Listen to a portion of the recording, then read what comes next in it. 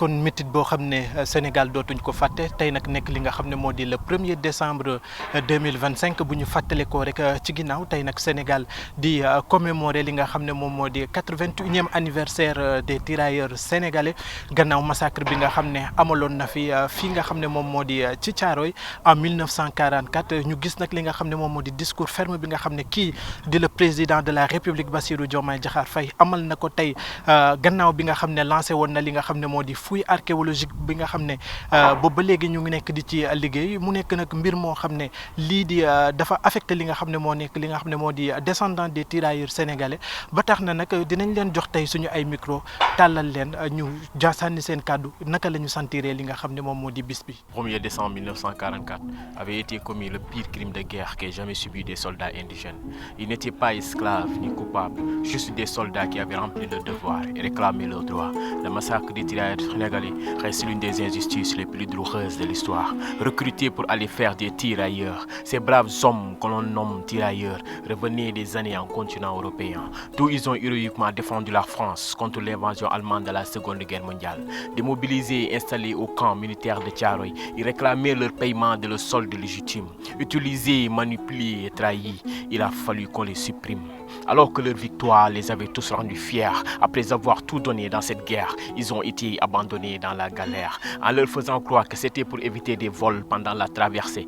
le ministère de la guerre en France a fait édicter une circulaire précisant que ces soldes doivent être payés, un quart à l'embarquement et les 3 quarts restants à l'arrivée à Dakar. Ayant cru que cette déclaration était franche, alors ils ont quitté la France. Arrivés à Dakar le 21 novembre 1944, suite à une longue attente, ils n'ont vu l'ombre d'un franc. Alors ils se sont dit qu'il fallait qu'ils se lèvent, revendiquer l'argent. man nag Thierno Birahim Gueye ñu gën ma xam ci Gueye Para waaye tey nag mbub mi ma sol bis benn toll moo tax ma soloo nii waaye ku ma xam ci Kéwoulo nga ma xamee may gërëm de directeur Babacar Touré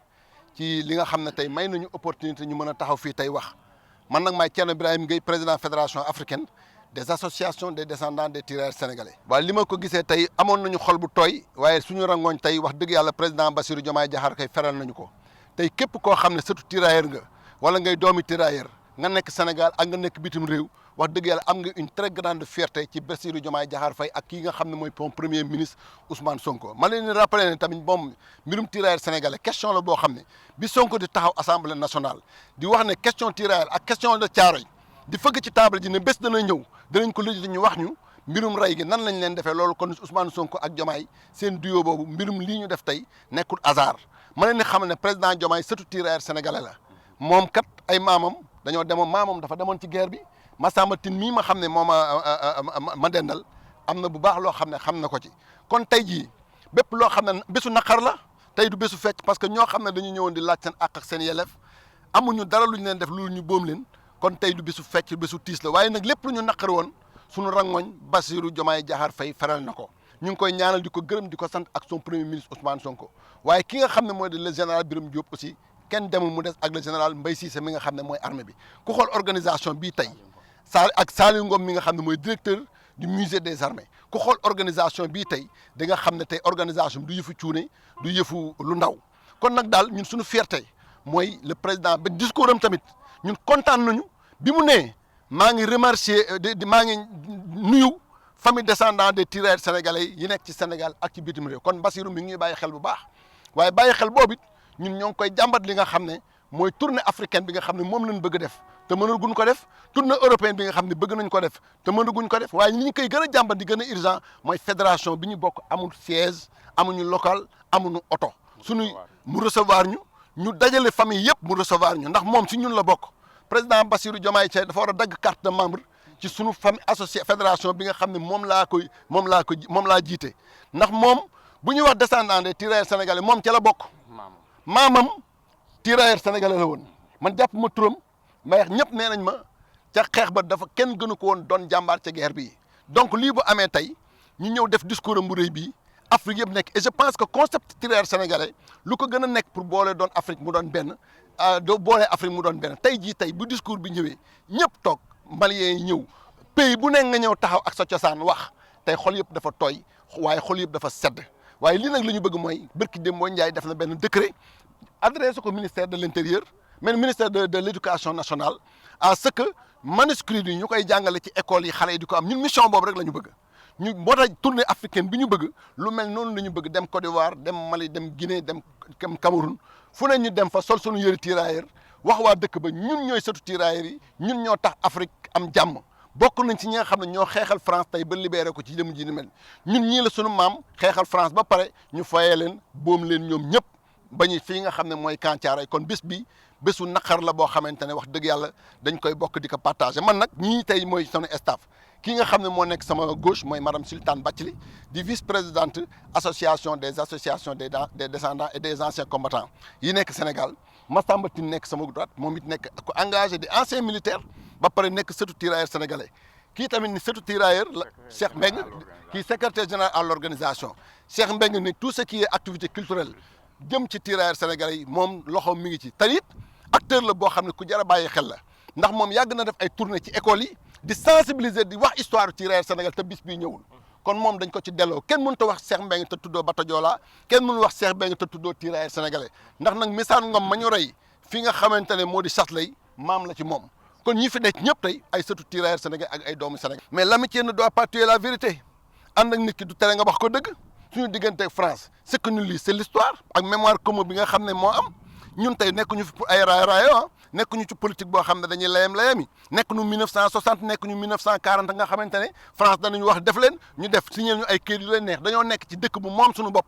ñun li ñuy laaj mooy rey ga ñu reyoon suñu maam lu tax ñu rey leen nombre bi ñaata la ak kan moo leen reylu jugement bi ñu reprendre même ña deewoon te xam ne dee nañu nañ def jugement pour wane ne dee nañu waaye atte nañ leen attee ku dee ba ñu reyee suñu maam yi jugé nañ leen tëj nañ leen ñaar fukki at kaso seen i sët di ko dégg seen i doom di ko dégg seen président taxaw accepté ko ba pare nag daal di dajale famille yi ndàmp leen ndax ndàmpaay boobu bu yàggul dañoo jël 35 tirailleurs sénégalais jox leen minimum de vieillesse de 900 euros te 35 personnes la ñu bañ ko defee ba pare ñoo nekkoon France di dund waaye ñi nekkoon Sénégal te demuñu France nag te amuñu moyen ñooñu laaluñu dara ak ñu nekk Mali ak ñu nekk Niger loolu la ñu bëgg injustice boobu ñu réparer ko fay leen indemniser leen Map Senghor ñooñu nga xam ne rey nañ leen ci Camp Thiaroye ciblé nañ ci 11 personnes ak 6 yoo xam ne ñoom reconnaître nañ ne mort pour la France dañu bëgg ñëpp ñu reconnaître leen mort pour la France. gis nga chiffres yi day gën a yëg tamit su ma taxawoon mosuma si jógee man mort la laa ko commencé suivre dossier Thiaroye dama ko téye sama loxo ndax ñu ngi embarqué ci bateau bu ñuy wax Circassia embarqué en France en Morlaix à 1750 tirailleurs ñoom pour wàññi chiffres yi ñu def mensonge daan ne 300 ñoo wàcc Casablanca kenn wàccul dañoo ñëw la ñuy embarqué fi le 5 ak fi le 21 à 17h. bi ñu ñëwee kan mooy ñëw ba Sénégal ñu jékki-jékki ne ñëpp dem nañu daan ne 35 morts 35 blessés dañoo sonné rassemblement rey gi du guddi 8h45 la nañ ñu wax dëgg gi te ñu wax ñu chiffres yi ñaata la ñun gis nañu au moins suñu bët un rescapé boo xamante ne fekkee na massacre muy le pas Doucouré lam ñu nettali ak ñoom li ñuy wax ay kàcc la dara du ci dëgg li ñu pas Doucouré nettali mooy ñoom bi ñu ñëwee fii boom leen moom dafa demoon Wakaam bi mu ñëpp see la fekk gars yi encerclé camp bi mu tëdd looloo ko tax dafa branlé woon baag paa bi dafa branlé woon branlé boobu mu branlé sax moo tax mu rëcc bi mu ñëwee ñu boom gars yi te chiffre yi du dëgg ndax moom bu mu demee hôpital principal di seeti ay xaritu blessé am dañ ko ne 35 blessés yëpp dee nañu loolu fan lañ ko teg loolu tamit dëgg gu ñu war a feeñal la fuy yi gis nañ ci ñoo xam ne dañ leen enchaîné takkal leen ay ceen am na ci koo xam ne expert bi nee na carrément bi ñu koy dee sax dafa ŋaang ndax maanaam xaw nañu vivant la mbir mi dafa ñaaw foo ñaawaay bi àgg rek romb nga ko loolu kuy militaire nga xam nu guerre mel ak sacrifice suprême bi ñu ñëw ñu wax la ko day metti ci xol ba ma jógee barki Demba Ndiaye à Poitiers maa ngi célébré lu mel nii alors ci dëkk boo xam ne Senghor mi ancien président de la République foofu lañ ko doon màggale foofu lañ ko jàppoon prisonnier mu lakk Allemagne ñu épargné ko nekk fa interprète Senghor sergent la woon maa ngi photo yeeg yëpp donc histoire du tirailleur sénégalais yi dafa bokk suñu histoire histoire du tirailleur sénégalais dafa bokk suñu histoire nekkul nag histoire du Sénégal histoire du Afrique gépp la tey ku xool fukki drapeau ak juróom-ñaar di flotter fii je pense que heure am jot na pour ñu mën a def li ñu naan source d'intégration africaine te ñu invité les pays chefs d'État yi ñuy ñëw di teew di am ay délégation et puis ñu jàppale ñu aussi suñu tournée africaine bi ñu bëgg ñoom bu ñu ñëwul ñun ñu dem ci ñoom ñun loolu la ñu bëgg ñu jàppale fédération bi ñu dem man nag bind naa président de la république mu boole ma ak Diallo Diop mu recevoir ma waaye ba tey gisaguma ci benn réponse may ñaan le président Bassirou Diomaye nanu recevoir ñun famille tirailleurs sénégalais yi nekk ñu pour laaj ay koppar parce que léegi nag nguur gi lenn ñu jaaxal surtout du sax nguur gi ñu bëri ci suñu dirigeants yi boo nee dama la bëgg gis rek li ñuy xalaat mooy le gars est venu demander des sous ñun reconnaissance la ñun ñi yàgg nañ ko def te kenn fekk si wuñu si man dama daan jël ay gerbe de fleur di ko yóbbu foofu te boobu dara du am ba may def cérémonie tirailleurs sénégalais yi boobu dara xew fii maag Matador mii kenn xamul loolu yàgg na ñun camp bi la ñu nekkoon la maison des tirailleurs sénégalais te stèle bii duñ ko tuddee leneen lu dul la maison des tirailleurs sénégalais te stèle bi dañoo bëgg mu nekk sous forme statue tirailleurs sénégalais bu mel ne comme Demba Idipon ba ñu defal boo xam ne Dembaay taxaw waaw am fa lépp ñun noonu lañ ko bëggee te it mbirum defar boobu nañu woo famille tirailleurs sénégalais yi ñu wax ñu fan la te it war nañ fa am ay locaux yoo xam ne ñu représente parce que archive yi tamit famille ñoom ñoo ko moom bis bii tey buñ koy organiser mais famille descendants yi la ñoom ñoo moom bis bi heureusement président bi fàttewul discours bi parce que bu ko fàtte woon ci discours rek ma ne kon boolewuñu si waaye heureusement mu ne famille et descendants des tirailleurs sénégalais loolu ba mu ko waxee ci la lépp rafet kon président Diomaye daal ñun ñoo ngi koy ñaanal ñaan goo xamante ne am na fu mu commencé mais amul fu mu yem. état France wax dëgg yàlla ñoom ñu nangu dialogue lañu fi nool nii nooy na nepp bu dëgëroo nit nooy na ndax man bu nooyul woon Emmanuel Macron du ma woo man Gueye Para ne ma 14 juillet bi ñëwal nga sol sa tenue tirailleur ñëw représenter sa maam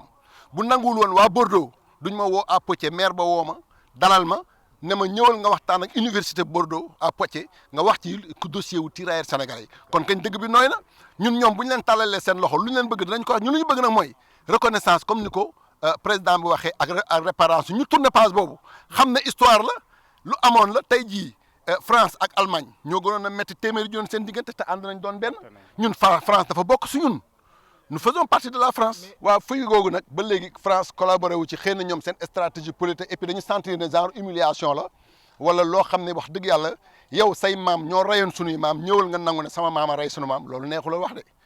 quartier la ñun bu ñu nekkee France di wax sax bu ñu lay répondre ci dossier tirailleur da ngay sentir benn climat de frustration wala xaw a am kersa wala gàcce ci jëf ju ñaaw ji nga xam ne seen i maam defa may rappeler tamit ne du France su 2024 bi moo ci nekk parce que kii di ambassadrice Christine Fage ah ku baax la lu ñu soxla ci loo xamante ne honneur la moom day déplacé wu ñëw lépp lu ñu jëm ci dossier tirailleur day ñëw man fu ma ko bindee ne ko dama bëgg visa pour dem France sama visa du def sax 24 heures te loolu yëpp ay démarches la yoo xamante ne bu njëkk amuñu ko woon kon affaire bi mi ngi dem du mbirum forcing du mbirum kii mais nag àq la ak yelleef dañ leen ko laaj ñu wax ñu ko tey jii juif yi fa ñu jaaroon ak Allemagne moo gënoon a métti te tey ñu ngi am réconciliation am na reconnaissance bu ci am ñun lu mel noonu rek lañ soxla ci dossier tirailleur te injustice yi hors caaro yi mais dafa yàgg bëri ay zone d'ombre yoo xam ne ba tey kenn waxu ci dara te ñu ngi ñaan ñu gën ko leer. waaw nee nañ fosse commune la mais fii tamit ci armée li am na lu ñu fa fekk de waaye fosse commune yi nee nañ ci biir camp bi la tey am nañ fii infrastructure yu bëri na xam nga ne hôpital bi bu dee amoon am na fosse commune kenn mënatu ko nekk naan dañ koy toj. école lycée yaa ngi fii raay ba jaar na fi non raay bi sax moom moo fi jiitu massacre bi armée lii tamit jiitu na massacre bi maanaam massacre bi daf cee dolleeku am na luñ ca gis nag waaye tey jii fii ñu daral bi nekk nee nañ ma man ci li ma am moo doon lieu de massacre bi fii ñu def nii daral bi tey ndax nag camp bi bu dee ay fan sax def nañ ko fi ndax compagnie bi laa nekkoon dem naa fukki at ak juróom ci biir camp bi dëkk fekk sama njaboot kon ku xam camp Thiaroye laa daanaa dund ak ay tirailleurs sénégalais yoo xam ne deewuñu woon te dernier tirailleur bi muy Jéego Diop xam naa ko. rahmatulah man la Sultane Bathily di vice présidente fédération bi ak association descendants des tirailleurs. nga nekk Sénégal soulagement laa ci am ndax lii ça veut dire que l'histoire est en marche léegi nekkatuñu si jamonoy noppi jamonoy wax lañ nekk te mu ngi commencé ci sunu njiit ñi ndax sunu président Ousmane Sonko moo ko njëkk a wax moo ko njëkk a défendre dossier bi assemblée. sunu président de la république itam ñëw dëggal ko te tey discours bi mu fi def vraiment discours bu réconfortant la ndax nee na descendance su tirailleurs yi tudd nañu si muy reconnaissance boo xam ne ñun dañ koy rafetlu tey ñaan yàlla mu bañ a yem fii ñuy gën a liggéey ndax sunu lutte yëpp pour ñu am reconnaissance la ndax guerre bi ak massacre bi dafa impacté négativement ci famille yëpp ko sentir te négativement nag te wax dëgg yàlla ñoom ñëpp seen vie ku si mel ni sama waajur bu góor il a donné toute sa vie à l'armée française te amu ci daanaka gëdd biñ ko war a jox amu ko ci donc suñ demee tey ba histoire di dox ba dëgg bi di feeñ duñu mën lu dul di sant ak di gërëm di wax jërëjëf. 1er décembre 1944 avait été commis le pire crime de guerre qu'ait jamais subi des soldats indigènes. Ils n'étaient pas esclaves ni coupables, juste des soldats qui avaient rempli leur devoir et réclamé leurs droits. Le massacre des tirailleurs sénégalais reste l'une des injustices les plus douloureuses de l'histoire. Recrutés pour aller faire des tirailleurs, ces braves hommes que l'on nomme tirailleurs revenaient des années en continent européen, d'où ils ont héroïquement défendu la France contre l'invasion allemande de la Seconde Guerre mondiale. Démobilisés et installés au camp militaire de Thiaroye, ils réclamaient leur paiement de leur solde légitime. Utilisés, manipulés et trahis, il a fallu qu'on les supprime. Alors que leur victoire les avait tous rendus fiers, après avoir tout donné dans cette guerre, ils ont été abandonnés dans la galère. En leur faisant croire que c'était pour éviter des vols pendant la traversée, le ministère de la guerre en France a fait édicter une circulaire précisant que ces soldes doivent être payés, un quart à l'embarquement et les 3 quarts restants à l'arrivée à Dakar. Ayant cru que cette déclaration était franche, alors ils ont quitté la France. Arrivés à Dakar le 21 novembre 1944, suite à une longue attente, ils n'ont vu l'ombre d'un franc. Alors ils se sont dit qu'il fallait qu'ils se lèvent, revendiquer l'argent qui les revenait de droit, mais dans un monde où les plus forts font leurs lois. Pour répondre à cette légitime revendication, l'armée coloniale française prit d'assaut, nuitamment et sans sommation, le camp militaire de Thiaroye. Tombé dans une pièce mortelle, les braves tirailleurs furent impitoyablement foudroyés par les salves meurtrières des automitrailleuses du régime d'artillerie de la France. Ils ont beau crier au secours, mais malheureusement aucun secours. Alors beaucoup sont morts sur le coup. Il y avait 34 mutiens rescapés dans cette tuerie, mais n'auront pas plus de sens que se massacrer, puisqu'ils seront attirés devant la justice coloniale pour rébellion armée.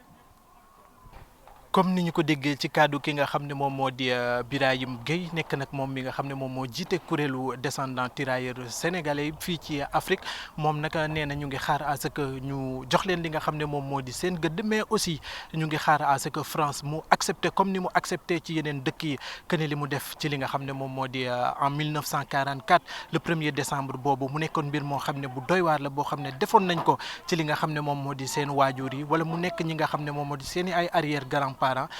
bu ko defee nag ñu reconnaître li nga xam ne moom moo di seen gëdd li moo nekk li nga xam ne moom la ñu andi woon tey ci fi nga xam ne moom moo di Thiaroye fii ci camp bu Thiaroye di leen jox dig daje ba beneen yoon incha allah.